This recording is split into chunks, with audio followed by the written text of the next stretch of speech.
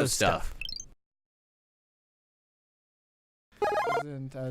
Welcome to Nintendo Stuff live for real this time. My name's Brandon. We got Logan and Paul with us today. Yeah! I can't make the same jokes I made in the 7 minutes we thought we were streaming. We're really good at practice streams, So we actually we had a conversation about this last week about how we've done this before. And then we did it this week. Yeah, we did it this week. So, here. Part of the reason is because you have me on the new Stream Live feature on YouTube, and I'm not used to that. So it's different. It doesn't help that you also put the chair right in front of the monitor, so you couldn't have even seen if you wanted to. Yeah, that's true. But we're good now. We're good at this. Yeah. So this is episode 63 of Nintendo Stuff. Oh snap! Man, we're getting old. I feel old. I've got like a foot in the grave already. I'm like halfway there, bud. So we got some interesting topics this week. 2 days from now, Byleth will be joining the Smash. I am so very excited. Yeah, me too. It seems like much of the internet is not, but it's good that we're like the minority that can represent. Yeah, I'm just waiting for the inevitable complaints that Byleth is OP and that ban Byleth from competition and all this other stuff that oh no, not Byleth, la la la la la, and hopefully the train will pick back up because I haven't thought a lot about it. Usually when I'm thinking about Nintendo stuff lately, it's Animal Crossing again and again and again. The podcast. I think I've been counting down the days. I think we're about 55 days out. Yeah, I mean we're hitting the end of January, and then it's our birthday month. Oh yeah. Yeah, my birthday's in a week. And then mine's a week after yours. A little bit more than a week. Yeah. Regardless. So, yeah, I'm excited for that. Have you played any Fire Emblem Three Houses? No, I keep doing other things. I keep bringing it up, too. Right now, it's Fallen Order. Yes. I explained in the pre-show... that I just got the double-bladed lightsaber, and I started making some progress, started getting into it. A lot of fun. Yeah, it's a game that I have opinions on. You're digging deep. Okay. They might not be as positive as yours, but I still think it's a fine game. We might have to have a breakdown episode sooner than later to talk about all the things that we've played in the last 4 months. Yeah, because I've been playing Kingdom Hearts and Dragon Ball. You've been playing Dragon Ball. Yeah. You've been playing Star Wars. I played some Borderlands 3. There's been a lot of not Nintendo going on here. We need a non-Nintendo. We need a safe non-Nintendo space to discuss things. Otherwise, it's just gonna keep coming out in Nintendo. Or we could have a second podcast called Non-Tendo Stuff. It's funny. We had this problem when we were just doing the breakdown, right? Yeah. That it was so much Nintendo stuff. They're like, oh, we should just have it in a podcast that's just all Nintendo stuff. And now, which seems to have worked out well for us. Yeah. Better yet, so it's not quite as extreme. Let's have non-Nintendo stuff on weeks where there's not as much Nintendo news. We just don't even have a podcast. No, we have a podcast. We But label not it a Nintendo next. Stuff We name it if it was next week. It'd be Nintendo Stuff 64, and we don't talk about Nintendo stuff at all the entire time. I like that. I like having the off week. That could be fun. Nintendo didn't say anything, so we have nothing to say. So PlayStation 4, PlayStation 5. Ooh, yeah. Yeah, so outside of Byleth, there's some things we're looking forward to, such as Animal Crossing, which is next month. And then outside of that, Tokyo Mirage Sessions Sharp FE Encore. That's such a name. Came out, was it last week or the week before? Something like that. It came out Came out recently. It came out the same day as Dragon Ball Z Kakarot did. That's why it kind of slipped through the cracks, right? I mean, I'm one of the few people that probably owns it on Wii U. Haven't played it. Really need to. I'm just so tempted to buy it again and play it on Switch, but I can't really justify spending $60 on a game I already own. Yeah, no, I feel that. I didn't buy it the first time, mostly just because it came out at a time where I couldn't afford it. I'll trade you. You buy the new one, give it to me. I'll give you the old one. Yeah, I don't see. Okay, here's the thing. I don't know why we all buy these games. If there's a game that we're all just gonna get to, we should just agree. Okay, Who's gonna play it first? They buy it, and then we just pass. This has already been happening in my house. It's like the best way to go about things, because some things we don't always have time to play through all these games at the same time. So it's like, oh, you're really excited about that, so I'm gonna play it. I'm gonna buy it. Guys, don't bother buying it. I've already finished it. Here, go ahead and play it. Yeah, it makes sense, especially for like single player adventures that don't have like a long lasting appeal. So like after you finish it, you don't go back. I was thinking about that while playing through Kingdom Hearts over the weekend, because like, you know, so once I finish the DLC, I'm at max level. I've maxed out my most powerful Keyblade. I've leveled up all my other characters. Once I finish the DLC, I don't have anything to do. You gotta pick and choose your battles. Like that's what we do in my household right now. Is I have 2 copies of Animal Crossing pre-ordered, but like other games. And that are you makes gonna buy sense. it? Am I gonna buy it? We Right. don't need 2 copies of this, but That's how my wife and I have handled it too. Like we bought you guys one. are gonna have like 3 copies of Animal Crossing coming here, right? Yeah. I mean, Pretty unless I move out before then. It'll probably happen right around the same time, Yeah. but that's still not going to stop the fact that there'll be a lot of Animal Crossing happening Yeah, here. there's a difference between playing like a 10, 20-hour single-player game and putting like 200 plus hours into my Animal Crossing town. It's gonna be like the Monster Hunter Your House, right?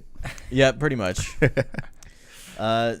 So outside of those few things, not much else has been happening in the Nintendo sphere. I think that's why a lot of us are assuming that a Nintendo Direct is inevitable. And, you know, they always have one in the early months. They always are, though. Yes. There's always going to be another one. There's always going to be another one. I predict there'll be another Nintendo Direct eventually. I mean, not to mention that one of their biggest best-selling IPs will be dropping in late March, right? Yeah. And we haven't heard hardly anything about the game. Though some new information did come out just recently with the CoroCoro magazine. I saw the BitBlock uploaded a video about 20 new facts about Animal Crossing New Horizons. I haven't watched it yet. I thought that I didn't see any of wasn't going that. to be that significant. Apparently, there was at least some information worth knowing. I'll mention the story now that I put in here that's really small because Animal Crossing fans are kind of nuts, myself included. We get excited about like the tiniest details, including including that animals in your town now can have long sleeve or short sleeve shirts. Game of the decade. Yeah, then the difference was they couldn't before. Your character could in New Leaf. So New Horizons, like, it is really currently embodying that name. If you're like an Animal Crossing outsider, I think this will kind of clue you in on what kinds of things Animal Crossing fans expect. And that's the level of customization and variety that you can find in the games. So when something is insignificant, maybe to somebody else, as like short sleeves and long sleeves on your villagers comes out, like, it's a big deal for Animal Crossing. Or digging up grass to build paths. Yeah, well, not just laying down patterns, but like, oh, look, this is supposed to be a path. And that's a cool thing about the Animal Crossing team too, is like they take things that the fans just kind of do to replace things that don't exist in the games, and then in future installments they just add those in as features. Yep. Because people are already doing it, so that's kind of cool. Yeah, I mean, in this time around, like that whole. I mean, it's just they keep stripping it down and letting people build up from there. Yeah. You know? First, you know, you just lived in the village, and then eventually you became mayor, and now you basically are building it from the ground up. Yeah, I'm looking forward It's your to overthrowing Nook Incorporated. That's like my He technically owns you at the beginning. Maybe you're going to own him in the end. I mean, but that's always been the case. Yeah. So does he ever like not own you? He gives you a phone that you don't ask for, and then charges you for it. This time it's even worse because it sounds like technically he owns the island. So like it's like Nook's like your little dictator. He bought the pack, or like you bought the package from him, the island getaway package. But it's kind of like a timeshare deal, right? Yeah, that's what it seems like. Yeah. Wasn't it supposed to be like your own personal island, and then you have neighbors still? That doesn't add up. I think he's misleading us. He's a liar. Well, that's a question I have. Is like when the game starts, are you the only inhabitant on the island? I don't know. Probably not. Probably not. It's never started out where you were the only one in the town. There's usually like a few others, right? But it's a But it's deserted not a island town, getaway. Yeah. I just decided this is what I want from Endgame, right? So once you've paid off your Avengers? house, The Avengers are here. and done some of the more significant things, it needs to be like GTA 5, where you're given a few choices at the end. And the choices are you can kill Tom Nook and take over Nook Incorporated, or you can become a partner with him and exploit all the other animals. Hear me on the out, island. though. An Animal Crossing spin-off game where you work as an employee for Nook, screwing over the little guy. Isn't just keep, that like- Happy Home you- Designer? You just keep forcing bigger houses. Wait. and, So like, Nook is screwing over everybody, and you're the enforcer. So you're the cop. Oh man. Okay. All right. You're Pushing all of his you buttons. go and I don't get want to the speculate money. too much on Animal Crossing because this is what it turns into. There are some other things in the Nintendo sphere that are also bad. They're not quite cuddly. Not quite cuddly. And that is, we just found out about the result of a court case against Nintendo in Norway and Germany about pre-order refunds. Now, before we go into this, if you pre-order a game, say you put a small, say you pay like full price for it. If you cancel that pre-order, are you expecting to get your money back? If I 10 haven't times out of gotten 10, yes. Yeah. Yes. Okay. So on the eShop currently, there are no options. If you pre-order and preload a game, or you just pre-order it at all and you pay that money, there are no options on the eShop to refund that money. Are you able to cancel the game once you purchase it? Is that where you do have options? I'm not sure. 'Cause if you cancel it, you don't get the game, and then you also don't get your money back. I don't think you can cancel Yeah, it. I don't think you can. I think you just you get it, right? So Norway and Germany, their governments took them to court because they have laws about refunds, pro-consumer laws. Hey, make sure that if people want their money back, especially if it's a pre-order and they haven't touched the game yet, that they get them back. And obviously, I think there are reasonable limitations, especially if you buy a game and you want to refund it and you do play it, and I think Steam has a really reasonable policy about it. It's either you have played up to 2 hours, or you have I want to say owned it for 2 weeks. 14 days. 14 days. Yeah. And then, but even then, They'll make exceptions. and it's really easy to get exceptions too. Yeah. So I think Steam's got the bar for refunds on games, especially digital purchases, because that's what we're talking about here. Nintendo has won. Now, Germany and Norway have appealed this decision. Yeah. But it could take up to another 1.5 years before they go back into this decision. So right now, the policy that Nintendo has won, that is if you buy your game and you preload that game, you're not getting a refund if you want it back. And their argument, too, is that, because you can preload it, technically you've already, performed with the product you've purchased. Mm-hmm. And they're arguing against that, saying that you technically haven't performed anything. Yeah. Because you've just installed a game you can't play. So I'll read some of the summary, some of these points that user Fossum on Reddit put up. Shout out to Fossum on Reddit for, I guess, translating some of this Norwegian article that this was in, because otherwise we wouldn't have it. We'll assume not all of this is accurate. So the decision has been appealed. The next round won't happen up to a year and a half.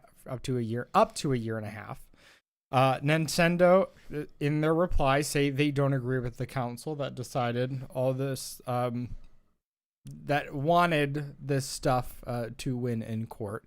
And they aren't breaking any laws. They say that because you can preload and preload the game instantly after pre-ordering. The performance has begun, which is the wording of the law. And the sales contract is fulfilled. Nintendo in their own... Did I just say that twice? Yeah, it's in there twice. Oh, good. The council, however, says you can't claim performance has begun until the game is playable, even though you've preloaded it, which I personally would agree with. Because that just makes actual sense. It seems so backwards to me that you wouldn't be able to just cancel up until like the day of release or like the moment of release in the first place. I mean, it seems so backwards to not let people opt out. Yeah. Once they, I can go to GameStop, put $5 down on a game. Now, albeit that's different than paying full price, but I can cancel that and get my money back, even up to like the day the game comes out or afterwards. Like I had a pre-ordered copy of Yoshi's Woolly World at GameStop for like 4 years. I had bought it elsewhere, and they just had it, and like 4 years later, they're like, "Hey, do you want this?" I was like, "No, just put my $5 on something else," and they did it. Oh yeah. Yeah, it seems like so straightforward. It seems so simple. I mean, you know how I feel about big business and how they can operate, which is, stuff like this happens, and it doesn't make sense to me. Obviously, there's the risk of a bunch of people pre-ordering a game, and maybe a week before it gets awful reviews, right? And then people cancel that pre-order. There's that risk. But like, how often is a Nintendo game really that awful where there's getting that many canceled pre-orders on the eShop? I think the concern would probably be more with like third-party developers and Yeah. like the relationship between them with the third parties, if that were to happen. Can you even preload third-party games? Because that's a good question. They have Well, no can you argument. cancel Then. pre-orders in general. Well, true. It seems like such a simple like fix too. Yeah. If you're getting in trouble for this, just add in the option to cancel the pre-order. Yeah. I think one of the things that they might be struggling with in regards to having a policy against this is like, or a policy that complies with this, is that if they have the option to cancel a pre-order and get your money back, are they then going to have an option to refund games that you've already played up to a certain amount of time, like with Steam? Is that something they would have to do? Well, I think it'd be different for that. I don't know exactly what all the laws are like in Norway and Germany specifically. But you'd think that, like, again, that there would be like wording in the laws about like, okay, when is it the right of the business to say, no, you can't refund this product, or we won't accept a refund on this product? Obviously, it's when they're within their power to say we can refund whatever, whenever. But again, like if you've played a certain amount, or depending on the game, like obviously like Steam's policy could possibly be abused if there's games that you can finish under, a certain amount of time. And you could then work on that by having the developer set an amount of time. Right. There could be like but that's the thing, like with some of these laws, like it's so slow changing that like you have to consider all these things. Now, I think most people are going to be like, hey, if I played the game and I enjoyed it, I'm not just going to go ask for a refund. Yeah. Well, like, I don't think about it like that's dishonest. I'm not dishonest. I'm not trying to, especially if they're smaller developers, I'm not trying to screw them over, because it's not just Nintendo involved in that, I think baseline though, if you aren't even able to start the game, you should be able to get a refund just 100%. at the very baseline. Yeah, so this seems kind of extreme on Nintendo's part.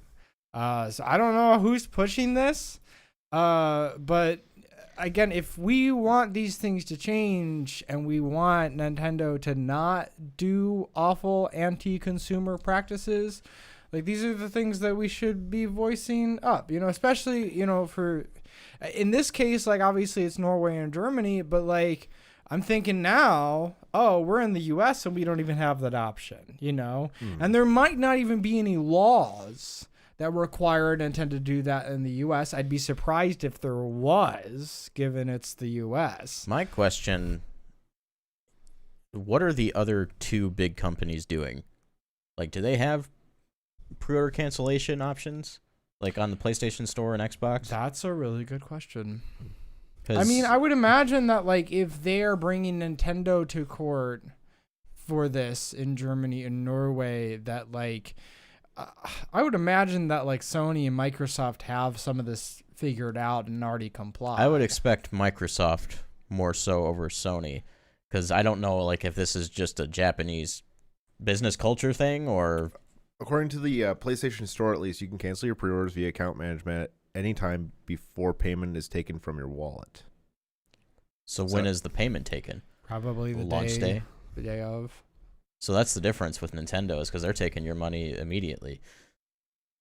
So Yeah. Because if you pre-purchased, you pay right then. Yeah. So if that's like one of the prerequisites, like change it so that they're not charging you until the day of launch, and then make it so that you can cancel pre-orders. That way no money's being exchanged. And then there's less incentive for them to say you can't because they haven't made any money yet. Yeah. With Xbox, if you change your mind and want to cancel your pre-order, you can do this up to 10 days before the game launches. Up to 10 days? Mm-hmm. Okay. Which so still isn't great, but no, like... that's not, because like the review period probably won't have passed by then. Yeah, that's the real kicker is, like, if I pre-order a game and all of a sudden, like, reviews are way off from what I expected, like, that's going to be a reason for cancellation. Like, even us, we were worried about Kakarot because the reviews didn't come out until after. Well, they didn't have review copies until, like, 2 days before launch, yeah. I mean, thankfully for that, like, the reviews were they're pretty average, but, like, it wasn't enough to, like, deter you guys from actually playing the game, and it sounds like you guys are enjoying it too. Well, I mean, we've been burned with Dragon Ball Z before, so you have to be a little bit more cautious going into that. I remember sagas. Dragon Ball Z sagas might be one of the worst games ever made. Well, we didn't play the Dragon Ball Evolutions one either, but no, but the writing was on the wall for that game. There's definitely gonna be a let's play on the channel for that eventually. Dragon Ball Evolution, the fighting game. Yeah, I can't see this lasting.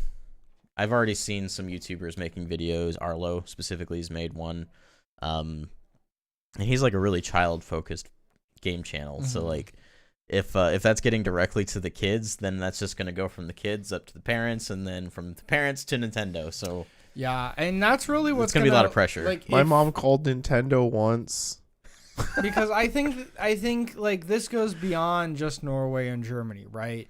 I think this is a global issue. Yeah, this should be like standard. Like up until you start playing that game, you should be able to cancel that pre-order. You should be able to get your money back. I would even say go if you really want to bring the goodwill of your players and your consumers.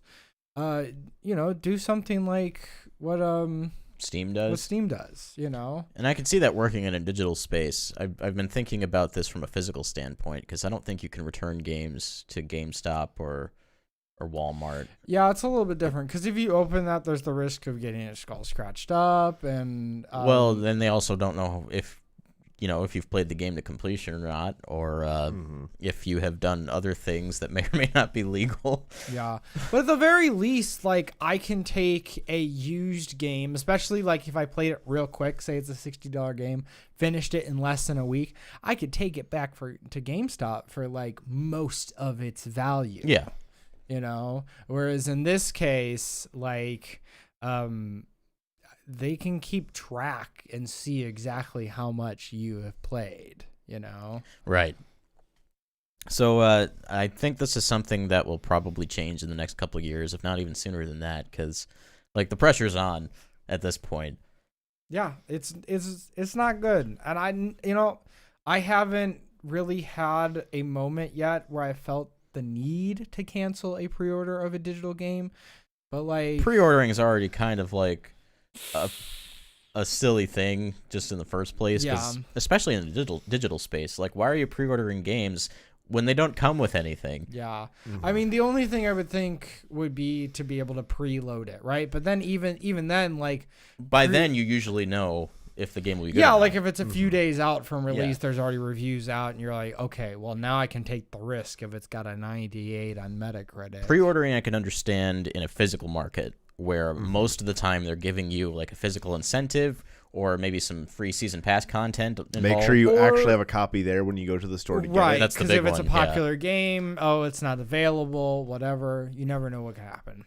So I would even say maybe like if a game doesn't have like a pre-order bonus in a digital space, maybe don't even let that game be pre-orderable until you can preload it. Yeah, I think that's yeah. Wow, Brandon, you're so smart. Thanks. You guys know. are also smart. You guys have such good ideas when it comes to pre-order refunds. Give them. I mean, you guys have more Wow. good ideas too, but specifically on this topic, you guys are top notch. We're like dumb literally everywhere else. That being said, it's not all bad news for Switch. This is kind of an interesting one. I like this one. Yeah. So, Which one? devs. Take me there. It's like right yeah. afterwards. Oh, Santi corrected me. Said GameStop allows up to 30 days for physical returns, Okay. which seems awfully generous. No, that's good. That's good. I think that's a very good policy. So this comes from a GDC survey. I think they Game Developer Conference? Yes. Okay. They it's a sample of 4,000 developers. Okay. That's a couple. And so of these 4,000 developers, 19% of these developers are planning their next game for Switch. So I believe this includes not only just exclusives, obviously, but also, multi-platform games. Yeah. So also, to put it in perspective, 25% are planning their next release for PS4. 23% are developing their next game for the Xbox One platform. 11% for the PS5, and 9% specifically for the Xbox Series X. One thing I would want to know with this is like looking back at like the Wii U era, how would this have broken down? Yeah. I wouldn't be surprised if like Wii U is 5% or less. Yeah.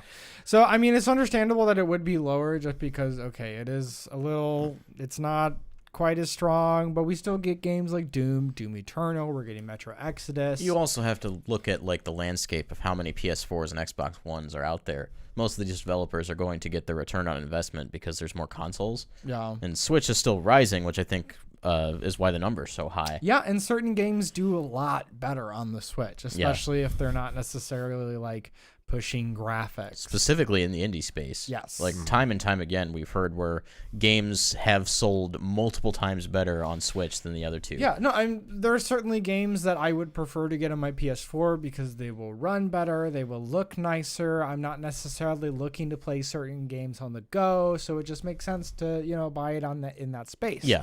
But for like smaller games, smaller experiences, things like, puzzle games and indie games, when I have the option and I know like the parity between the consoles is going to be minuscule at most. And I don't know about you, but like I would definitely buy Super Mario Odyssey for my Switch rather than the PS4 or Xbox One. It also helps that you can't buy it from those other platforms. But yeah, so I mean, this is good. They had a bunch of other things in there, bunch of other percentages for different platforms. Something else to mention, I think over 50% of these devs, their next game was also releasing on the PC. So if you really want to have a variety of games, I mean, if you don't already have a PC, consider it. But this is Nintendo stuff. I think this is kind of interesting too when you look back at Nintendo's long, difficult history with third-party developers. Like, it's just been nothing but a trash fire since Nintendo 64, and not counting handhelds, of course. But this is the first time where a Nintendo home platform since the Super Nintendo seems to be like a prime target for third-party developers. Because it just prints money. It does. I mean, and Wii notwithstanding, because like a lot of Wii games are just shovelware. But we're getting a lot of like quality titles on the Switch. Yeah. A lot of times, like, how many times have we mentioned on the show, I already own this, but I think I might buy it again on my Switch so I can just play it wherever. Yeah. Yeah. I think it's also easy to forget that there are some like indie exclusives, like really fantastic indie exclusives on the Switch that stayed exclusive. Namely Golf Story and the forthcoming Sports Story. So excited. And you can't play that on other platforms as far as I'm concerned. Sports Story, I don't think so. Golf may have been ported, but I'd have to check. If anything, it might be ported to the PC. Yeah. But ultimately, like, that's a game, just get it on your Switch. You can't play Cadence Spiral anywhere else. Yep, can't play Cadence Firewall. Got him. So it'd be really weird if it ended up on a PlayStation or an Xbox as well. But I guess you never really know. I could see Xbox maybe. Given like their relationship over the last couple of years, and I feel like Xbox is in a weird place where they're not necessarily exiting the home console market, but they're changing the home console market. They've accepted their place. Yeah. But I think it's a good place too, like where they can put their content on other platforms and still not devalue their brand, which I think is why the other two platforms don't do that. Still a very like important place for the Xbox in this generation. Yeah, absolutely. Yeah. Microsoft is very much focused on moving software, and so building out their platform not only with the Xbox but with PC, and then obviously releasing some games on other platforms as well that they published. Like, there's just a whole lot of that's like and very blending their pro-consumer. content out to like Nintendo with Smash Brothers. We have both Cuphead and Banjo-Kazooie in the game. What a time to be alive. Well, I know Microsoft published it, but I don't. Do Right. they own? I don't think they own Cuphead, Okay. but they certainly own Banjo-Kazooie. Obviously, yeah, for sure. Anyway, moving on from that, Mario Kart Tour is getting an all-inclusive multiplayer test. It's crazy to me that we're still not at the point where the multiplayer is just a feature. Yeah, it might actually get me to play the game. I downloaded it. I played like 2 tours, and it was very underwhelming, and then I promptly deleted the app. The one credit I'll give Mario Kart Tour is of all the mobile games Nintendo's released, except for Super Mario Run. That was a sound. Anyway, I feel like Mario Kart Tour most captures the gameplay of the actual series that it's adapting compared to the rest of the games that they've released. Maybe except for Animal Crossing, because Animal Crossing gets a little close, but not quite hits the mark. I would say not even. I mean, even though you control it in a similar way, and there's some like, oh, you put things places not in scope. Like, and that's what's really important for Animal Mario Crossing. Kart Tour, when you break it down, it is actually Mario Kart. Yeah. Which you can't say for the other games. So I'll give it credit there. And maybe multiplayer is what this game needs. Yeah. I mean, it certainly adds the appeal. Like, when I think of Mario Kart, I think of playing with friends. So, yeah. So hopefully this gets more people. I mean, I don't know if I even want to say hopefully. I'm not sure if I care that much personally. And I don't so much myself. I mean, they position these mobile games really only to capture people who don't play video games and familiarize them with their characters, their brand, and then maybe push them to buy Mario Kart 8 Deluxe on Switch. Yeah, I can see a lot of more casual players just like, I don't have a Switch yet, but I got Mario Kart on my phone. It's good like when you don't really have any other options. I think the only one that they've had so far that like has had any appeal for me was Dragalia Lost. Yeah, and that's a new IP too, which I think certainly helped that game. But also it's a good game. I'll still go back to say that Nintendo's best mobile release yet has been Dr. Mario World. Just because it's a good game, and it doesn't get too greedy either. So Has a lot of weird content, at least in the doctor department. Yeah. Everyone's a doctor. Everyone really is a doctor. But they also keep releasing more content for it. Like, they haven't stopped releasing worlds for it. And I'm sure they probably never will, at least until, Dr. Mario World 2 or Dr. Mario World RX or whatever the sequel to that is comes out. I wonder when we're getting Dr. Mario for Switch.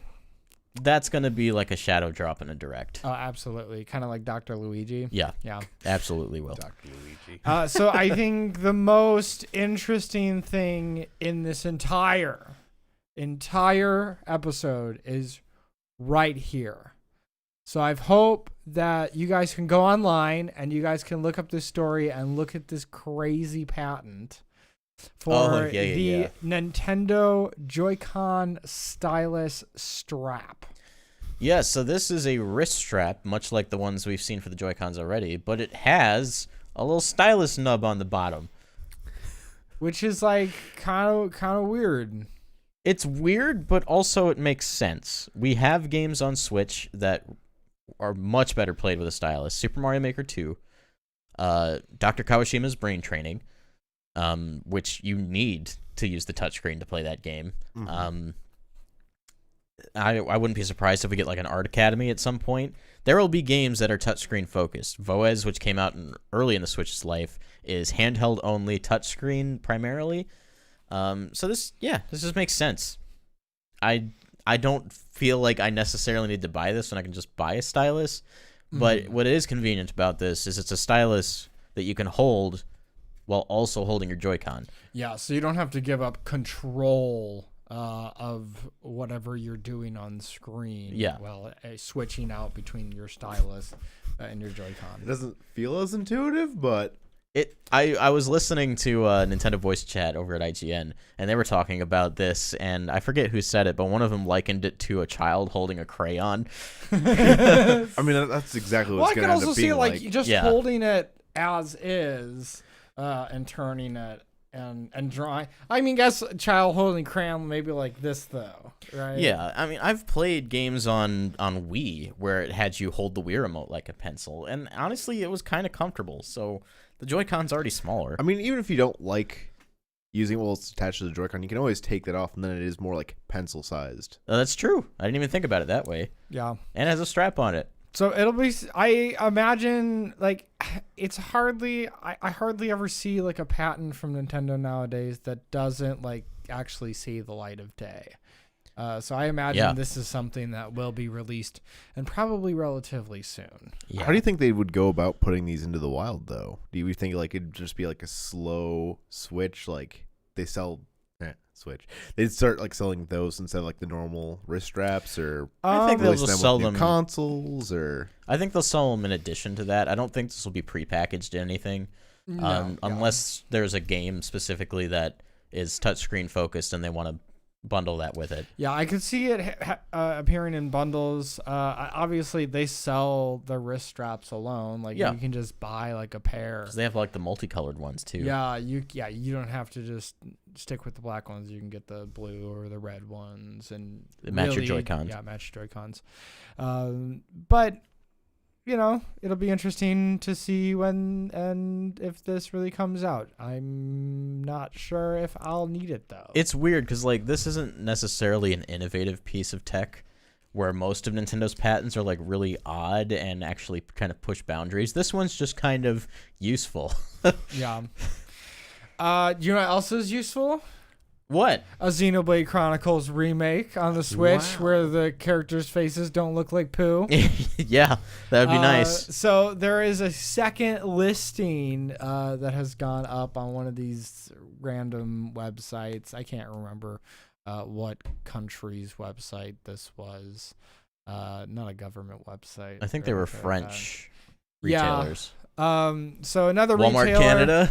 they're like, hey, we're anticipating a May release. The date was May 29th, though that could be a placeholder. Maybe it's like a Friday. I wasn't too concerned about it, but I think it's plausible that we could get this in May. And that makes me very happy, who used to have a copy of Xenoblade Chronicles. And before I finished it, I lent it out to somebody and it disappeared. I remember Xenoblade Chronicles. I pre-ordered that game and never went to pick it up. Yeah, me and my younger brother went out and purchased it. We hadn't heard anything about it. We just saw that it got incredible reviews and there was a limited, run of it. And so we went and picked that up, and we ended up absolutely loving it. To see it get the Xenoblade 2 treatment, it has me very, very excited to go play that, and then go on to Xenoblade 2. I remember watching that direct where that was like the final extra one more thing announcement at the end. And like everyone we were watching it with in our chat, like the two of us were the only ones who were excited about it. We're like, oh my gosh, yes. Yeah. It'll be, I mean, so many people haven't had the opportunity to play this. It came out very, very late in the Wii's life cycle. Had a super limited run. Super limited run. It got remade for the new Nintendo 3DS, which is limiting as it is, but you actually got the chance to play a little bit. I bought it. And apparently I played it for 5 hours. It's a good port. I'll say that. Like, it is an impressive port when you break it down.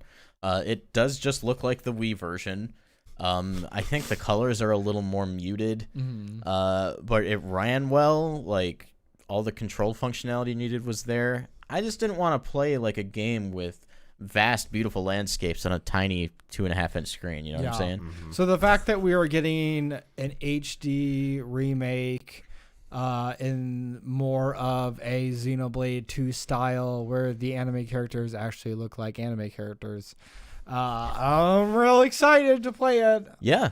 And I think this makes sense in the first 6 months of the year because it got announced last year, and they don't typically announce games the previous year for the end of the next year. Yeah. Nintendo's just not about that. So, yeah, I think May is a great place for this. I mean, last year we had Mario Maker 2 announced in February, and it came out in June. Yeah. So May's perfect for me. Yeah, so it'll be interesting to see what happens in April. If nothing really big happens in April, that means I just have Animal Crossing to play a crap ton, and that will go on indefinitely. I'll play other games in between that, but then also Doom Eternal comes out the same day as Animal Crossing, and it's also something I will probably rush through. I loved that meme you sent me, Paul. Yep. It's Doom guy going to GameStop asking for a copy of Animal Crossing. And then the second panel is all of the Animal Crossing villagers going to pick up copies of Doom Eternal. That is Queens supporting Queens. Both of those are me. I am very excited. That is going to be a very good day. So in a little bit different news, this is a little bit random. But insanely cool. Yes, there was a tweet that went out by a gentleman who created a custom version of the Xbox adaptive controller, which I don't know if the adaptive controller just has like inputs on the back for this stuff anyway, or if he really went out and modded this thing. He's an engineer by trade, Yeah, I think. so I would imagine, obviously, if you know what you're doing, you could make this happen. Right. But he made a custom version of it so his daughter, his disabled daughter, could play Breath of the Wild. And watching the video of her being able to actually like make Link run around and do what she needed to within the game, Heartwarming. Absolutely. You could see like how much joy it was bringing her too that she could actually She was so play. excited. Yeah. Also, to see somebody like who hasn't been able to play that game experience that game, Breath of the Wild. Oh my goodness gracious! Like, give everybody the opportunity to play that game. I mean, who hasn't like started running through that field the first time without a huge smile on their face? Yeah. In addition to that, too, when you really think about it, like this is a disabled person who already can't do a lot of things. So for us, like playing video games is often an escape, getting to do things that we normally can't do, and that's like double for someone who's disabled. So it's a really incredible feeling to see someone who can't do normal things and be able to play a video game. Yeah. So two things I'll say. Shout out to Xbox in the first place for creating an adaptive controller. Yeah. It's not like there's a huge market for that, and like it's just not expected But like it's really cool to see that tech. It might be some of the coolest tech out there just because it's meeting the needs of like this minority that is so often ignored. And two, this gentleman also in the same tweet mentioned that he was working on an improved version of his custom controller to make it more ergonomic and agreeable for his daughter, which I thought was super cool. And hopefully like he can afterwards maybe release the designs and the schematics for this, so more people could, recreate it and also have access to it. That would be really cool. I should say, I retweeted this earlier on the Breakroom Arcade account on Twitter. So if you go to Twitter to @BreakroomArcade, you can find that exact tweet. Bring tissues, because it's really wholesome, and it'll make you feel good. So it's a good time. Give more people opportunities to play video games that make us all very happy. Hopefully she gets the chance to play Super Mario Odyssey, because man, that game made me cry. So it's so nice to see like the game companies themselves putting time and effort into making things like this possible. I know I've heard stories of Nintendo who've, at least in the past, they've received letters from disabled gamers, and they would then ship back a like very minutely, specifically designed piece of hardware for them to play games. Yeah. You don't hear a lot about that, but I wish it was a little bit more vocal so that more people who need these things can obtain access to that. Yeah, for sure. It makes me feel real good, man. Speaking about accessibility, sometimes it's sad to see that some video game characters are relegated to their games and they can't be experienced in real life. But some technology breaks that mold. Specifically in Japan, they like having holographic concerts. Yeah. Hatsune Miku, and in this case, Splatoon 2. Off the hook, which is pretty cool. But there was a guest at this Splatoon 2 concert. Tupac? Close. The esteemed KK Slider showed up and played a tune. He hasn't made a public appearance in like 7 years. Yeah, so big news. KK Slider's out on the streets. Look out for him. I just thought this was so funny. Yeah. I love it. I love it so much. I'd love to have this experience eventually. It feels like this is like a series of concerts, because they do these quite frequently. Yeah. Like they've had it where it was just Off the Hook, just the Squid Sisters. Then they do it where like the Off the Hook plays, and then the Squid Sisters make a surprise appearance at the end. Like if I'm gonna go watch a holograph, right? One, more recently they have holographs of like deceased like performers, and I think that's a little weird. It's tiny weird, like tiny a little bit weird. You're making money off of this deceased person who can't perform anymore. Obviously selling their music is one thing because it's just whatever. But in this case, like if I'm going to watch a holograph, I want to see like KK Slider coming up, speaking in Animalese, and just hitting me with those sweet tunes. Well, in the first place, like the fact that they're doing that in Japan, that's just fun. That just sounds fun. That they're getting that playful with it, though, is just incredible. Yeah. Like that's the last thing I'd ever expect going to something like that is, oh hey, another Nintendo property is gonna make a guest appearance. A special guest appearance.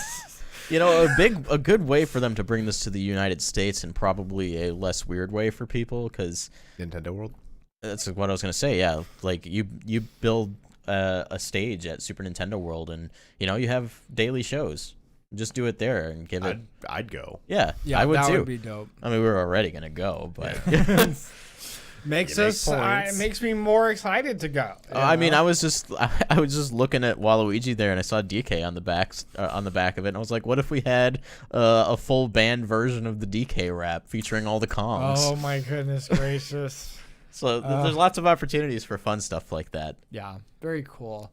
Japan's a weird place, and I can't wait to visit. I think just recently on the Jimmy Kimmel show, I think it was Jimmy Kimmel, they had Hatsune Miku, the hologram, do a performance. Oh, that's so good. Yeah, I want to see more of that. Yeah. So there's not much else to talk about except for one thing. So this is less Nintendo related, though it is one of my more played games on my Switch, and that is Stardew Valley. You want to talk about a game that probably sold really, really well on the Switch.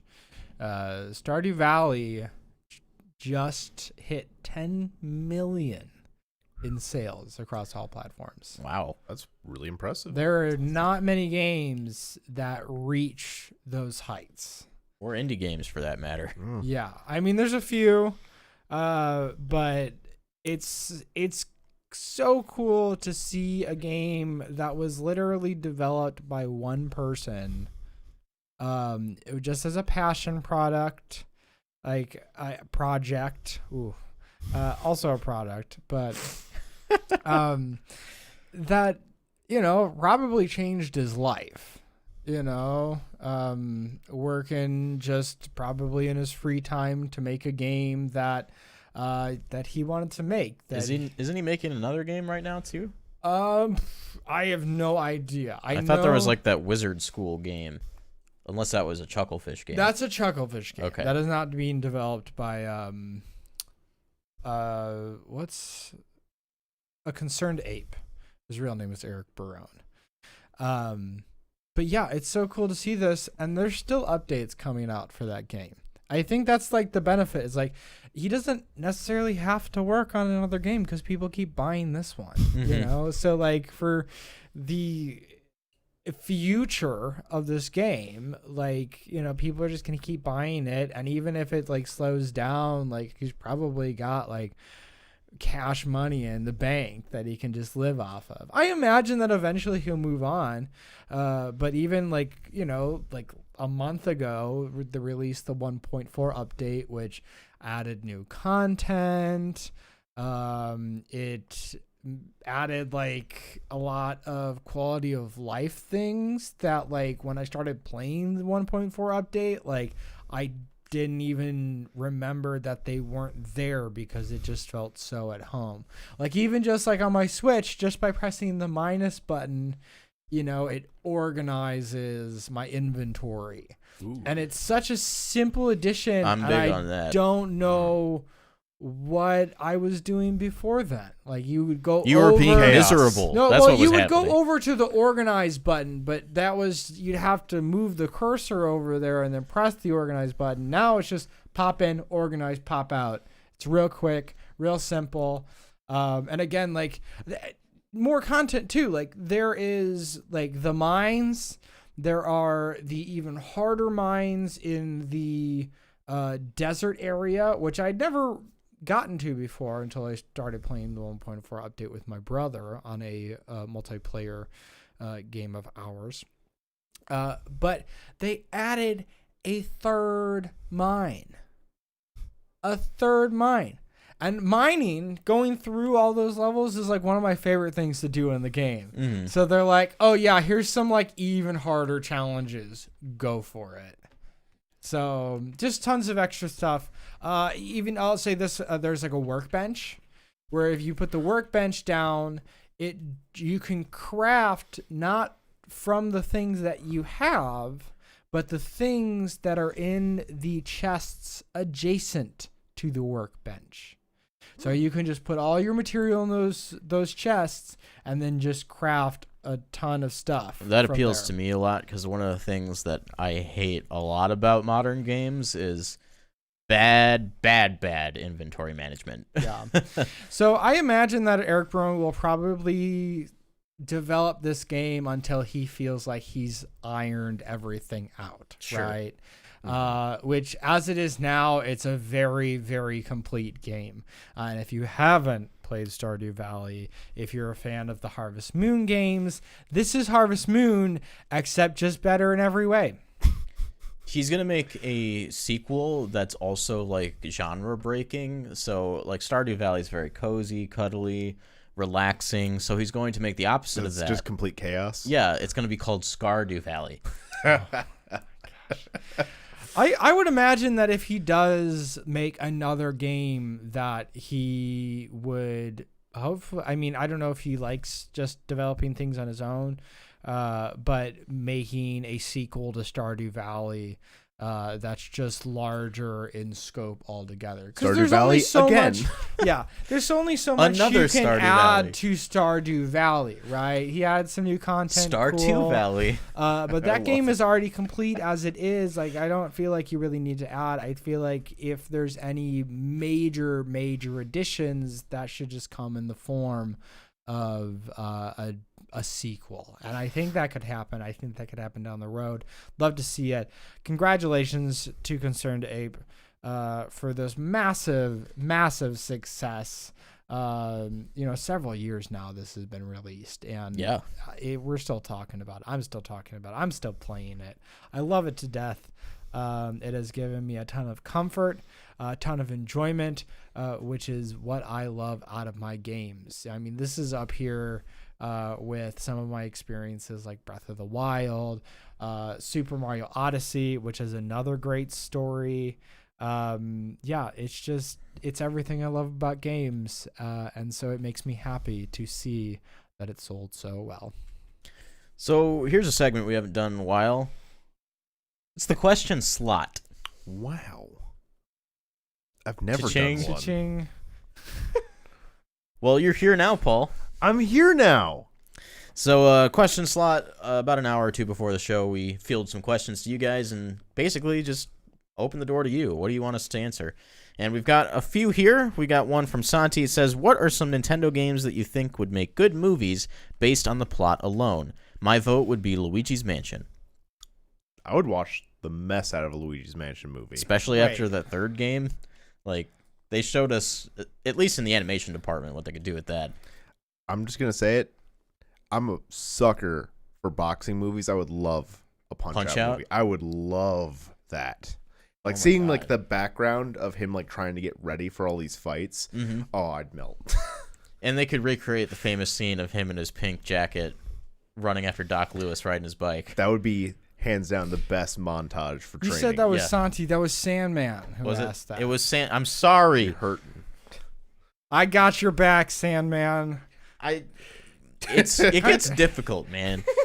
Reading. Y'all are just changing your names and your avatars on It doesn't Twitter even show so it much. there for me. It's like That's why I you see gotta it. click on it. Eh, I ain't got time for that. Anyway, Nintendo games that would make good movies based on the plot alone. What did you guys say? I He just said said Punch- Luigi's Mansion. I said Punch Out. Bro, Metroid all the way. Like, whenever I think of movies and Nintendo, it's Metroid hands down. Like, those are already so plot heavy. you I mean, it's know? also based off Alien. Yeah, so So the movie already exists. Cool. yeah, give me the Metroid movie. Yeah, I would be down with Metroid. Metroid would have been my answer.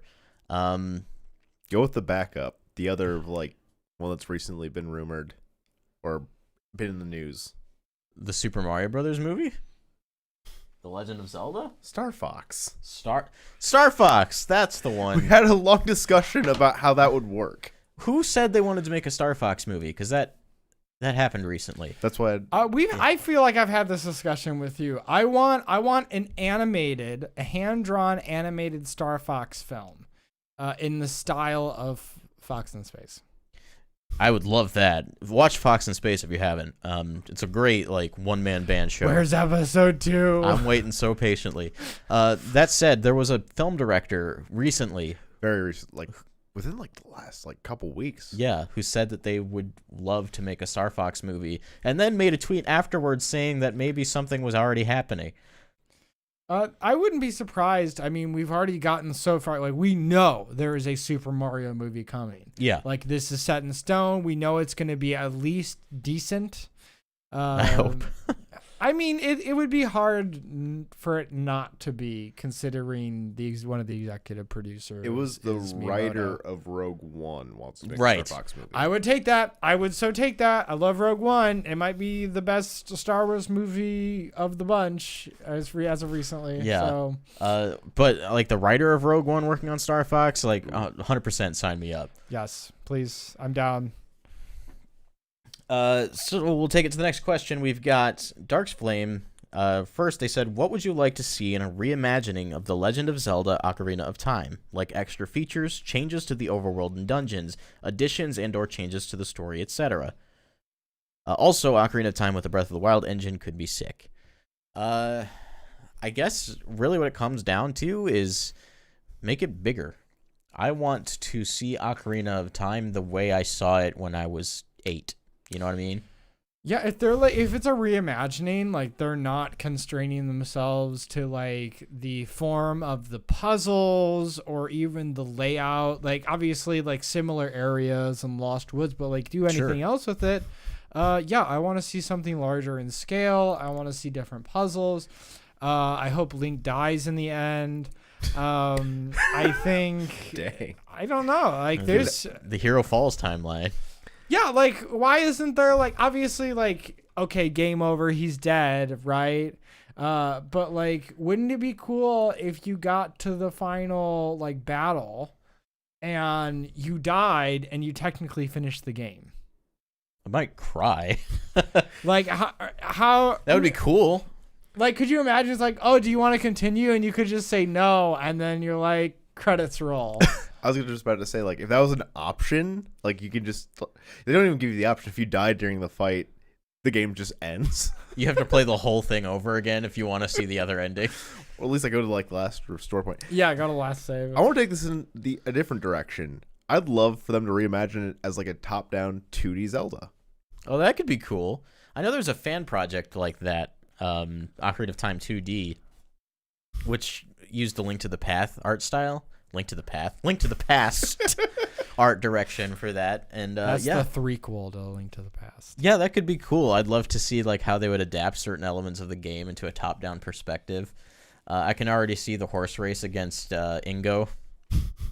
You just like see the circle of Lon Lon Ranch, and you just use the D-pad to go around it. I'll one up you. I want to see a 4D remake. They Whoa. put you like a collar on it, And you like, can smell it. Yeah, they'll have like scents that'll go up your nose. They'll have like spray water in your face if you get hit by a water attack.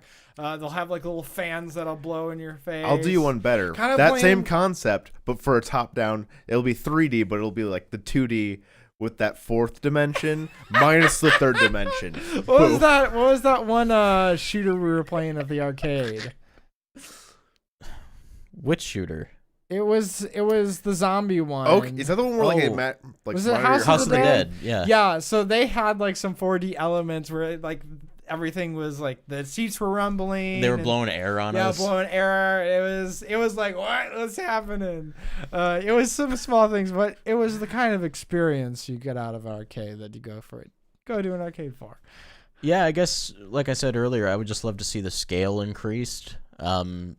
I want it to be real pretty. Real pretty. Maybe touch up the combat some, give Link some new attacks, make the enemies harder, and less enemies that you just wait for their guard to open, and more actual structured combat. Ooh, more combat options. Yeah. So instead of like, maybe a little bit extra RPG stuff where you can put stats into either like you want to be a tank. You go tank mode. You want to be a little ninja, a little stealthy guy. You can do that too. I mean, Get rid of the magic meter. Thanks. yeah, stuff like that. I think it would be cool. Not that it would necessarily be good to add all those things, but things to consider.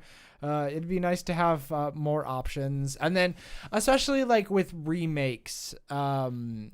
And like smaller things, like it's easier to experiment and get away with possibly screwing things up. I in that like context. Metroid Samus Returns. I feel like that's a great starting point for what a reimagining should be, because Yeah. Metroid Samus Returns while being a remake of Metroid 2, is basically a new game. And I think that's what I would want. We already have a remake of Ocarina of Time on 3DS, and it's a great remake.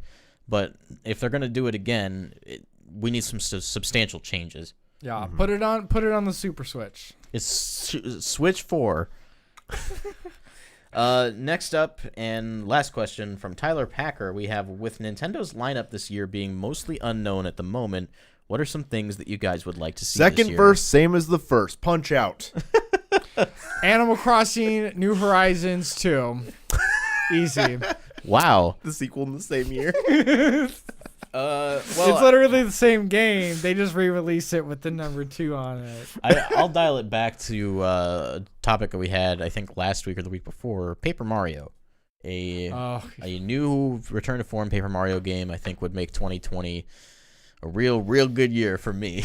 Yeah. F-Zero! Where's F-Zero, guys? I was waiting Come for that on! from you. You didn't see my tweet yesterday. I found F-Zero at Burger King. I saw it. I even liked it. I had some Fanta Zero fruit punch, and while I was dialing in at the machine, I was like, wait a minute, this is a tweet. I'll say this. When I was at AGDQ, they had like a pop-up arcade. F-Zero AX. And I got to play F-Zero AX. There's only like less than 10 of those in the country, I think. Yeah, Wow. and I've seen 2 of them and got to play 1. I'm so mad that the one we had at the Galloping Ghost wasn't playable. Hopefully they fix it, because it's a good time. Just remember your memory card. Yeah, you could bring your memory card, and if you had a GX save, I think it unlocked stuff in That's GX. really cool. Yeah. If you use an Action Replay or some other hacking software, you can actually unlock that extra content in GX without needing that. It's just cool that that's in there. Yeah. It'd be really, really cool to see a new F-Zero, especially if they expanded the gameplay outside of just racing. Give me some bounty hunting. And if F-Zero doesn't get a new game anytime soon, at least give us a really cool AR VR ride at Super Nintendo World. Oh, that'd be so cool. Give me that. Give me Star Fox. Let's get a walking VR game where we're bounty hunters like Samus. I'll throw that in there. Rather than just Nintendo games, I want to see what they're going to do at Super Nintendo World. Mm-hmm. Because they're billing Super Nintendo World as a real life video game. There's going to be a lot of like gaming elements just throughout the park. They encourage you to bring your Switch. You'll wear a wristband that has NFC functionality that gives you become the amiibo. Basically, like you scan and you can score points and do stuff like that. I want to see how far they can take it. You know what I mean? Absolutely. Think of Nintendo Land and a lot of the attractions in that game. Why can't we translate that into, theme park attractions? Oh, those attractions were so much fun too. Yeah, we played a whole lot of Mario Chase, a whole lot of Luigi's Mansion. Heck, I the even Animal liked Crossing one. Yeah. Oh my God, the Sweet Day or whatever it was called, where you had to throw candy out your head to get The away. shouting. It's so much fun. I think I want to see Nintendo really blow me away with their theme park. Yeah. I just want Nintendo to keep blowing me away. I think they just announced in 2023 they'll open Super Nintendo World in their new Universal Park in Orlando. Ooh. And I think we're also getting one in California. Amazing. Absolutely incredible. But I'm just gonna go to the one in Japan because I don't want to wait 3 years. But yeah, I think that would surprise me. Paper Mario once again, and of course we'll always continue to ask for F-Zero. Yeah. And Punch Out. Sure. And Punch Out. Yeah. Well, thank you for your questions, guys. That being said, I think we're out of credits and out of quarters. We are. I don't have any money. I want to thank you guys for listening. Thank you so much for joining us every week. If you like what we do here, make sure to leave a like on the YouTube video. Like us on our podcast sources. You can listen to us literally anywhere. Subscribe to the YouTube channel if you haven't. Make sure to follow us over on twitch.tv/thebreakroom because you might find us over there a little bit more often here coming in the next couple of weeks as we transition our YouTube channel into a new stage. We will talk more about that once we're ready to launch. We're getting closer. Sorry to keep vague tweeting you in real life, but that's just the way it is. It's hard. It is. Give us a break. Not that anybody's been on our butts about it. No, not really. Make sure to join the Discord server. We love hanging with you guys and talking. We've really grown quite a bit recently, so it's just keep coming over, keep playing with us, and have a good time. Make sure to follow me on Twitter at Babababs, follow Logan at LoggyDubs, follow Paul at Gunnysaurus. You can follow us as a collective at Breakroom Arcade, where you will usually find out when we're going live with the next episode, and you'll see me recording stupid videos before the show goes live, if I remember to do that. Also, if you want to participate in the question slot every week, we will tweet out about an hour or two before the show, and you can leave your questions in a reply to that. But with all of that said, guys, thank you so much for watching again. We will see you next week with the next episode of Nintendo Stuff. Until then, don't break your backs. Break in the games. Drink water. Goodbye. Yeah.